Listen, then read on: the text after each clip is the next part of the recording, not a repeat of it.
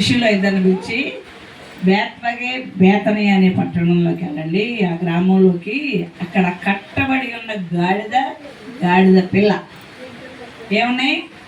గాడిదని చూసారా? మనం ప్రతి సంవత్సరం గాడిద మీద ఊరేగుతున్నాం కదా, ఒకళ్ళు కూర్చోబెట్టి పాటలు పాడుతా ర్యాలీ చేస్తున్నాం. మరి ఆ దినాల్లో కూడా యేసు ప్రభు కొరకు వారు ఆ ఇంటి వారు ఆ గాడిద పిల్లలు ఇచ్చేసారు.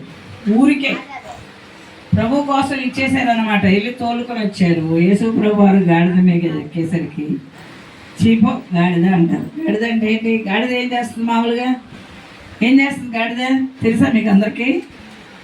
ఇప్పుడు బట్టలు ఉతుకుతారు కదా, వాళ్ళు బట్టల మూటలు వేసి దాన్ని చాకిరేవుకి తీసుకెళ్తారు.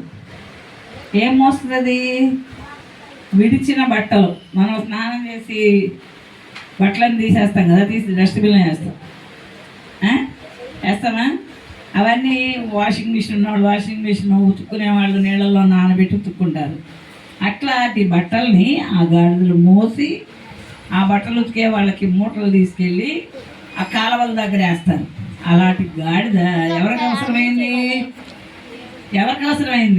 యేసయ్యకి అవసరమైంది. ఏం చేశారు? ఆ యెరూషలేము పట్టణంలో యేసయ్యను ప్రేమించేవాళ్ళు వాళ్ళ చెట్ల కొమ్మలు, ఆ పూలు కాసేవి, పండ్లు కాసేవి, ఆ చెట్ల కొమ్మలు నరికి ఆ గాడిద నడుస్తుంటే దాని కింద పరిచారన్నమాట. తర్వాత వాళ్ళకు వస్త్రాలు, బట్టలు కూడా దారి వెంట పరిస్తే ఆ గాడిద ఎంతసేపు ప్రభు ఊరేగారు, అంతసేపు చెట్ల కొమ్మలు, బట్టలు, నూతన వస్త్రాలు. ఎవరి కోసం ఇచ్చారు వాళ్ళు? ఎవరి కోసం వేశారు అవన్నీ? యేసయ్య కోసం. ఎవరు